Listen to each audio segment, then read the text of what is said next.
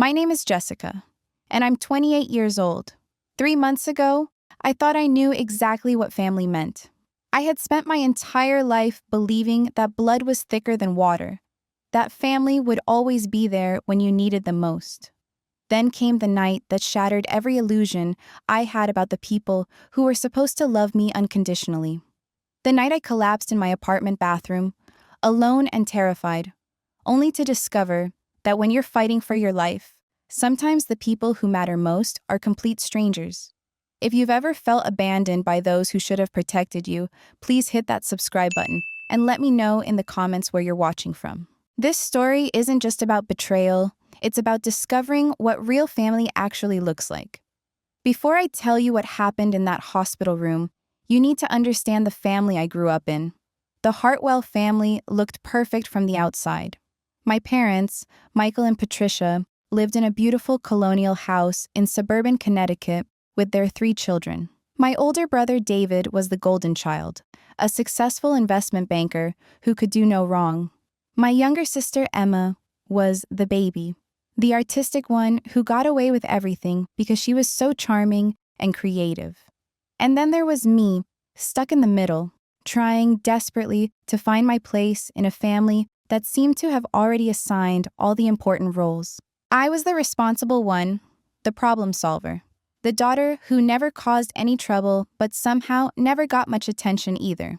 Growing up, I learned early that my role was to be the family's emotional caretaker. When David got into trouble at school, I was the one who helped him with his homework so he wouldn't fail. When Emma had teenage meltdowns about boys or friends, I was the one who stayed up late listening to her cry and offering tissues and advice. When my parents fought about money or work stress, I was the one who tried to mediate, to smooth things over, to keep the peace. I told myself this was what families did for each other, that being needed meant being loved, that my worth came from how much I could help, how much I could give, how much I could sacrifice for the people who mattered most to me. This pattern followed me into adulthood. When David needed money for his first apartment, I lent him $3,000 from my college fund. When Emma wanted to pursue art school but couldn't afford it, I worked 2 jobs to help her with expenses. When my parents went through a rough patch in their marriage, I became their unpaid therapist, listening to each of them complain about the other while trying to help them work through their problems. Through all of this, I built my own life quietly and independently. I graduated from nursing school with honors, found a good job at Hartford Hospital, and moved into a small but comfortable apartment downtown. I loved my work, helping patients through their most vulnerable moments, and I was good at it. My supervisors praised my compassion and dedication. My colleagues respected my clinical skills and my ability to stay calm under pressure. But even as I thrived professionally, my personal relationships followed the same exhausting pattern. I dated men who needed fixing, who relied on my emotional support and financial stability while giving little in return. I maintained friendships with people who called me when they had problems, but were mysteriously unavailable when I needed support. Looking back now, I can see that I had trained everyone in my life to see me as the giver, never the receiver. The strong one who didn't need help. The reliable one who would always be there, no matter what. 3 months ago, I started experiencing symptoms that I initially brushed off as work stress. Fatigue that sleep couldn't cure. Headaches that seemed to come out of nowhere. Moments of dizziness that left me gripping door frames to stay upright. As a nurse, I knew I should take these signs seriously, but I kept telling myself I was just tired, just overwhelmed, just needed to push through like I always did. The night everything changed started like any other. I had just finished a 12-hour shift in the cardiac unit, dealing with 3 critical patients and 2 emergency admissions. I was exhausted but satisfied with the work I'd done. I drove home through the quiet streets, looking forward to a hot shower and maybe catching up on some reading before bed. I remember parking in my usual spot behind my apartment building, climbing the 2 flights of stairs to my door, and feeling unusually winded by the time I reached the top. I chalked it up to the long day and let myself into my apartment, dropping my purse and keys on the small table by the entrance. What happened next is burned into my memory with terrifying clarity. I was in my bathroom, brushing my teeth before bed, when suddenly the room started spinning. Not the gentle dizziness I'd been experiencing over the past few weeks, but a violent, nauseating whirlwind that made me grab the sink to keep from falling. The pain hit me like a lightning bolt, starting in my chest and radiating down my left arm. As a cardiac nurse, I knew exactly what this meant, but my mind refused to accept it. I was 28 years old, healthy, active. This couldn't be happening to me, but my body didn't care what my mind believed. The pain intensified, spreading across my chest like a crushing weight. My breathing became shallow and rapid. Sweat broke out across my forehead despite the cool evening air coming through my bathroom window. I managed to stumble to my bedroom and grab my phone from the nightstand. My hands were shaking so violently I could barely dial 911. When the dispatcher answered, I could barely get the words out between gasps for air. "I think I'm having a heart attack," I managed to whisper into the phone. "I need an ambulance." The next 20 minutes felt like hours. I followed the dispatcher's instructions, staying on the line while she sent help. I unlocked my front door and lay down on my living room floor, trying to control my breathing, trying to stay calm despite the terror coursing through my veins. When the paramedics arrived, they worked with swift efficiency. Oxygen mask, IV line, cardiac monitor, nitroglycerin under my tongue. Through my haze of pain and medication, I heard them talking to each other in the clinical shorthand I knew so well from my own work. 28-year-old female, chest pain radiating to left arm, elevated ST segments on the monitor. "Let's get her loaded and get moving. Call ahead to Hartford.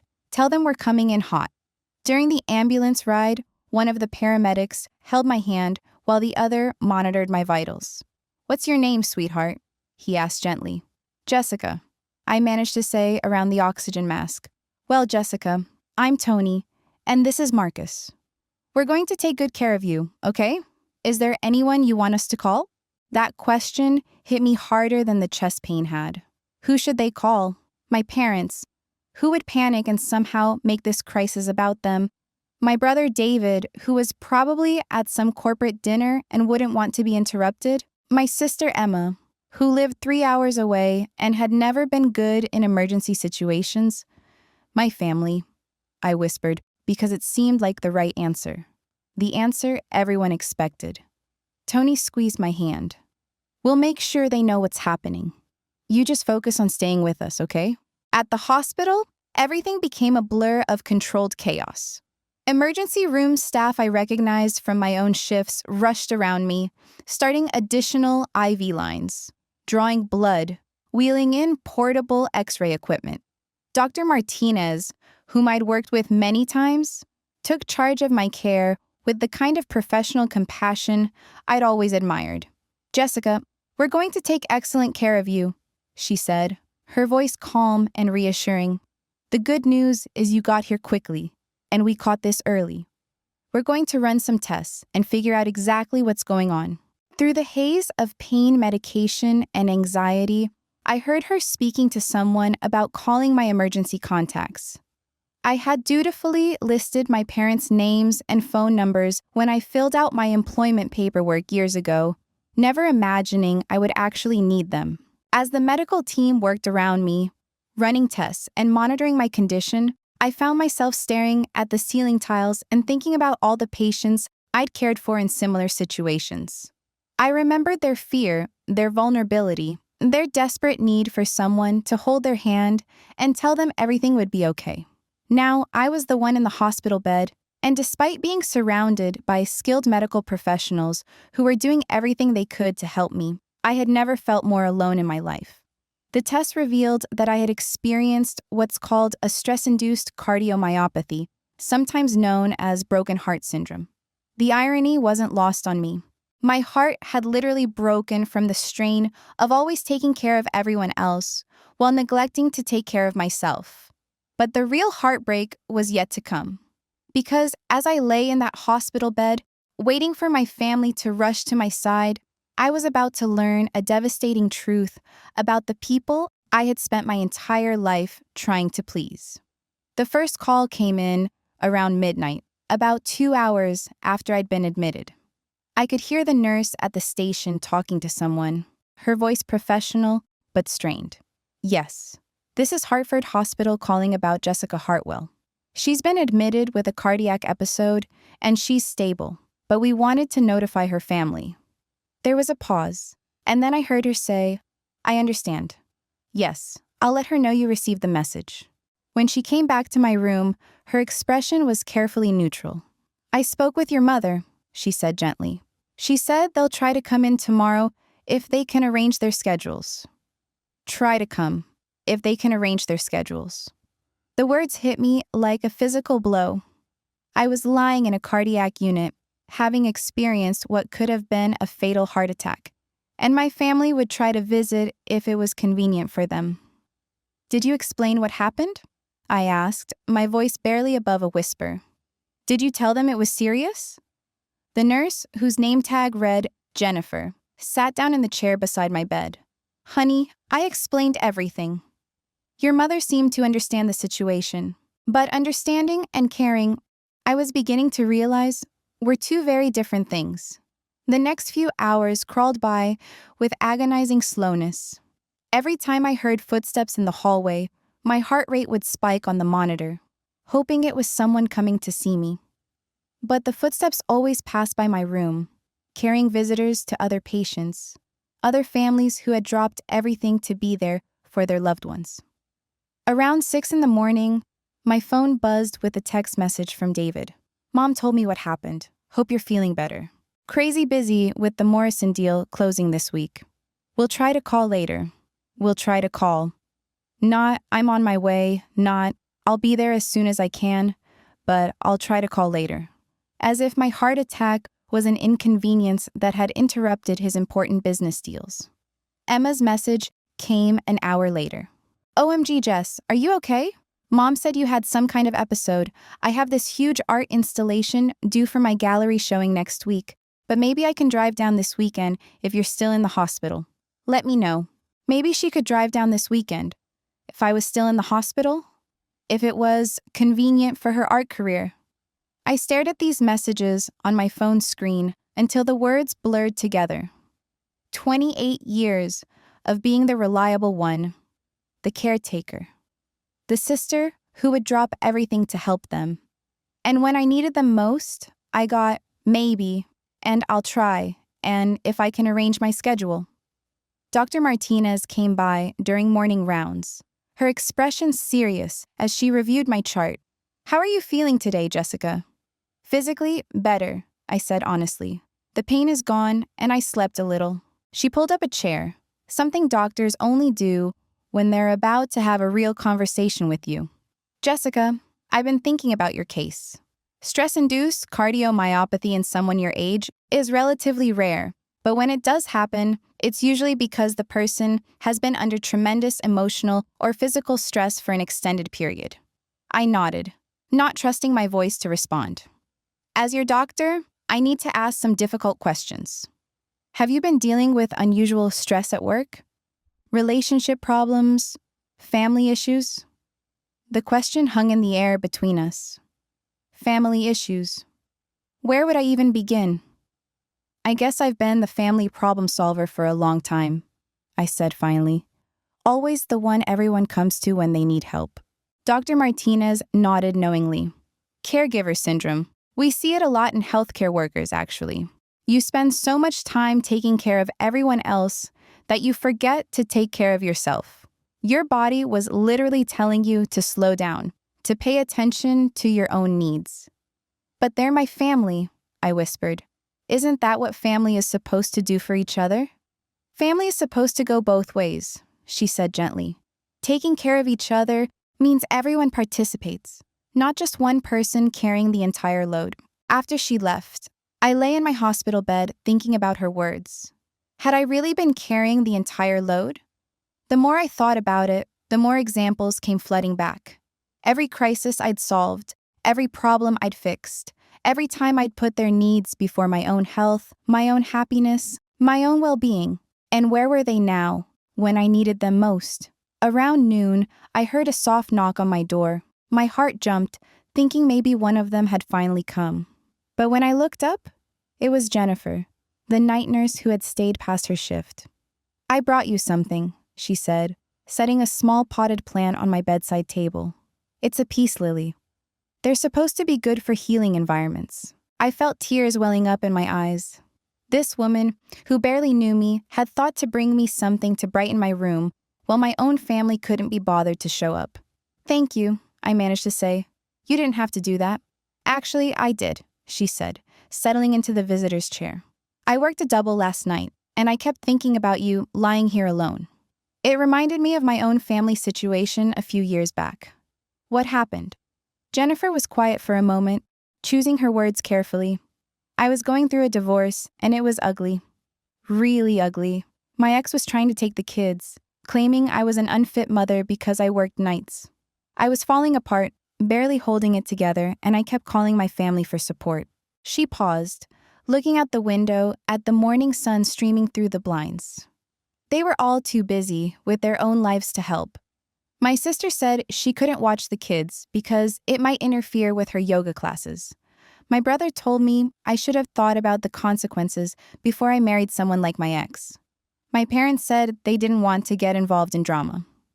I felt a familiar ache in my chest, though this time it had nothing to do with my heart condition. "So what did you do?" "I learned something important," Jennifer said, meeting my eyes. "The family you're born into isn't always the family that shows up for you. Sometimes the people who really care about you are the ones you meet along the way." As if to prove her point, there was another knock on my door. This time, it was Marcus, one of the paramedics who had brought me in the night before. "Hope you don't mind me stopping by," he said, looking slightly embarrassed. "I was dropping off another patient and wanted to check how you're doing." I was so surprised I could barely speak.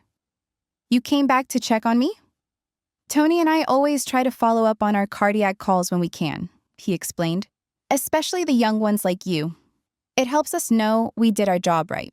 For the next 10 minutes, Marcus and Jennifer sat with me, asking how I was feeling, sharing stories about their work, treating me like I mattered, like my recovery was important to them, even though they barely knew me. After Marcus left to return to his shift, Jennifer squeezed my hand. "You see? Sometimes the people who care about you most are the ones wearing scrubs and uniforms, not the ones who share your DNA." That afternoon brought more text messages from my family. My mother wrote, "Dad and I are planning to stop by tomorrow afternoon if traffic isn't too bad. The Hendersons are having their anniversary party tonight, and we already RSVP'd." The Hendersons' anniversary party was more important than their daughter's heart attack. David sent another message. "Still slammed with work. Mom says you're doing better, though, so that's good. Maybe we can grab lunch next month when things calm down." Next month. When things calm down. When it's convenient for him. Emma's message was the longest, but somehow hurt the most. "I feel so bad. I can't be there right now. But you know how important this showing is for my career. I've been working toward this for 2 years. You understand, right? You've always been the strong one. I know you'll be fine. Love you. I've always been the strong one." Translation: I don't need support because I'm strong enough to handle everything alone. As evening approached, I found myself dreading the night ahead. The thought of lying in this hospital bed, alone with my thoughts and the steady beeping of monitors, felt overwhelming. I had spent so many years being surrounded by people who needed me. And now, when I needed them, the silence was deafening. That's when everything changed. That's when a complete stranger walked into my room and showed me what real family actually looks like. Her name was Rosa, and she was probably in her 70s, with silver hair pulled back in a neat bun and eyes that seemed to hold decades of wisdom and kindness. She wore a volunteer badge that read, "Patient Companion," and carried a small basket filled with what looked like handmade items. "Excuse me, dear," she said softly, peeking around my door. "I hope I'm not intruding. I'm Rosa, one of the volunteer companions here. I heard from the nurses that you might appreciate some company this evening." I was so surprised by her presence that it took me a moment to respond. "You don't have to stay," I said automatically. falling back into my old pattern of not wanting to burden anyone. I'm sure you have other patients to visit. Rosa smiled and settled into the chair beside my bed as if she had all the time in the world. Actually, my dear, you're exactly where I want to be right now. I've been volunteering here for 15 years, and I've learned that sometimes the people who need company the most are the ones who insist they don't need it. She reached into her basket and pulled out a small, hand-knitted blanket in soft blues and greens. I made this for whoever might need a little extra comfort tonight. The hospital blankets are functional, but they're not exactly cozy. As she spread the blanket over my legs, I felt something break open inside my chest. Not the sharp, frightening pain from the night before, but a different kind of breaking.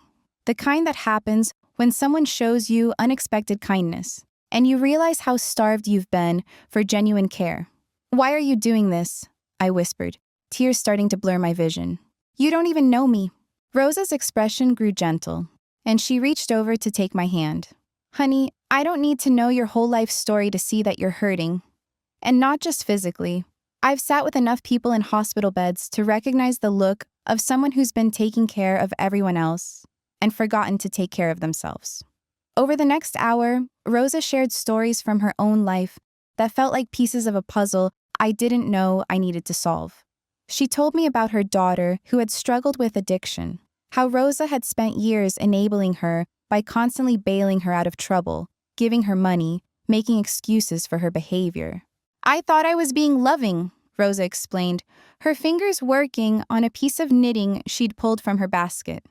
"But really, I was teaching her that she didn't need to be responsible for her own choices because Mama would always fix everything."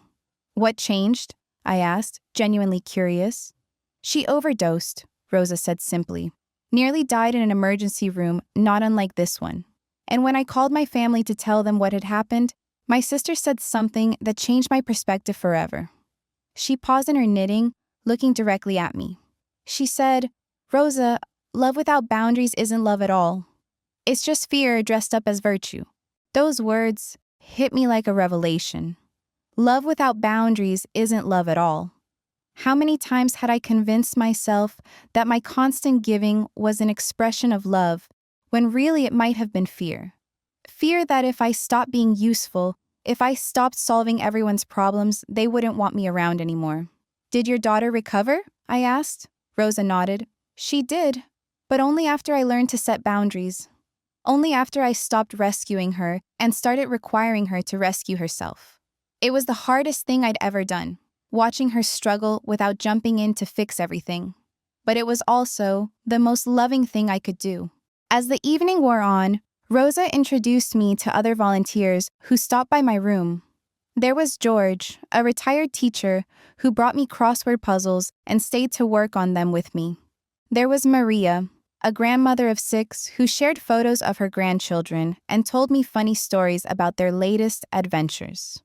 There was James, a young man barely out of college who was volunteering while applying to medical school, who brought me magazines and asked thoughtful questions about my nursing career. Each of these people had their own lives, their own families, their own responsibilities. Yet they had chosen to spend their evening with a stranger in a hospital bed, offering comfort and companionship without expecting anything in return. The contrast with my own family's response was stark and painful. These volunteers, who owed me nothing, had shown me more genuine care in a few hours than my blood relatives had in the 24 hours since my cardiac episode. Around 9 o'clock, Rosa began packing up her knitting. "I should let you get some rest," she said, but something in my expression must have given away my reluctance to see her go. "Are you worried about being alone tonight?" she asked gently. I nodded, feeling embarrassed by my need for company. "I know it's silly. I'm a nurse. I work in hospitals all the time. But being the patient instead of the caregiver feels so different." "It's not silly at all," Rosa assured me. "And you know what? I don't think you're really afraid of being alone in this hospital room. I think you're afraid of the realization that's starting to sink in about the people who should be here but aren't." She was right, of course. The physical fear had subsided as my condition stabilized, but the emotional fear was just beginning. The fear of acknowledging what my family's absence really meant. The fear of admitting that the relationships I'd built my entire identity around were fundamentally one-sided. "Can I tell you something?" Rosa asked, settling back into her chair. "Something I learned the hard way?" I nodded. People will treat you exactly as well as you require them to. If you accept crumbs, they'll give you crumbs. If you accept being an afterthought, they'll make you an afterthought. If you accept being the one who gives everything and receives nothing, that's exactly what they'll expect from you. She reached over and adjusted my blanket, her movements gentle and motherly. The people who love you for real, they don't need to be trained to treat you well. They don't need to be reminded to show up when you're hurting. They don't need to be convinced that your needs matter. "But they're my family," I said, the words coming out like a plea. "Doesn't that count for something?" "Family is supposed to count for something," Rosa agreed. "But it's supposed to count for both people in the relationship. When only one person is doing all the work, all the giving, all the caring, that's not family. That's servitude." Her words were hard to hear, but they resonated with a truth I'd been avoiding for years. I thought about all the times I'd made excuses for my family's behavior. All the times I'd convinced myself that their lack of reciprocity was just their way of showing love. All the times I'd accepted being treated as less important than their work, their social lives, their convenience. "So what do I do now?" I asked. "How do I change patterns that have been in place for my entire life?" Rosa smiled, and for the first time since my heart attack, I felt a spark of hope. "You start by getting well. You focus on healing, not just your heart, but your understanding of what you deserve. And then you decide what kind of relationships you want to have going forward." She stood up and gathered her things. But before she left, she handed me a small piece of paper with her phone number written on it. "I want you to call me when you get discharged," she said firmly. "Not because you need me to take care of you, but because I'd like to be your friend." Real friends check on each other. Real friends show up. After she left, I lay in my hospital bed holding that piece of paper and thinking about her words. Real friends check on each other. Real friends show up. Such simple concepts, yet they felt revolutionary to someone who had spent her entire life accepting less than she deserved. The next morning brought a shift change, and Jennifer was replaced by a day nurse named Carol, who had worked at Hartford Hospital for over 20 years. As she checked my vitals and reviewed my medication schedule, she mentioned something that caught my attention. "I heard from the night shift that you had quite a few visitors yesterday evening," she said with a smile. "The volunteers really took a shine to you. That doesn't happen with every patient." "Why do you think that is?" I asked, genuinely curious. Carol paused in her charting and looked at me thoughtfully. "Honestly, I think it's because you actually see them. A lot of patients are so focused on their own families, their own situations, that they barely acknowledge the volunteers. But Jennifer mentioned that you asked George about his teaching career, that you looked at all of Maria's grandchildren photos, that you encouraged James about medical school." She resumed her work, but continued talking. "Even when you're the one in the hospital bed, you're still taking care of other people. The volunteers recognized that quality in you, and they wanted to take care of you in return." Her observation struck me as both heartwarming and deeply sad. Even in my most vulnerable moment, lying in a cardiac unit after a heart attack, I had naturally fallen into my caretaker role. The difference was that these strangers had recognized my caring nature and wanted to reciprocate, while my own family had simply come to expect it without offering anything back. Around mid-morning, Dr. Martinez returned with my test results and discharge planning information. "Your heart function is improving nicely," she reported. "The good news is that stress-induced cardiomyopathy is usually temporary if the underlying stress is addressed. The challenging news is that you're going to need to make some significant lifestyle changes." "What kind of changes?" I asked, though I suspected I already knew the answer. "You need to learn to say no," she said bluntly. "You need to set boundaries with the people in your life who are causing you stress. You need to prioritize your own health and well-being, not just everyone else's." That hospital stay taught me that family isn't defined by blood or obligation, but by who shows up when you need them most. Today, I maintain relationships with Rosa, Jennifer, Marcus, and the other strangers who became my chosen family. As for my biological family, I've learned to love them from a distance while protecting my own heart. Sometimes, the greatest gift you can give yourself is permission to be valued by people who actually see your worth. If you've ever been abandoned or saved by a stranger, I want to hear your story in the comments below. Don't forget to hit that subscribe button and share this video, because the more we tell stories like these, the more people realize they're not alone. Thank you for listening.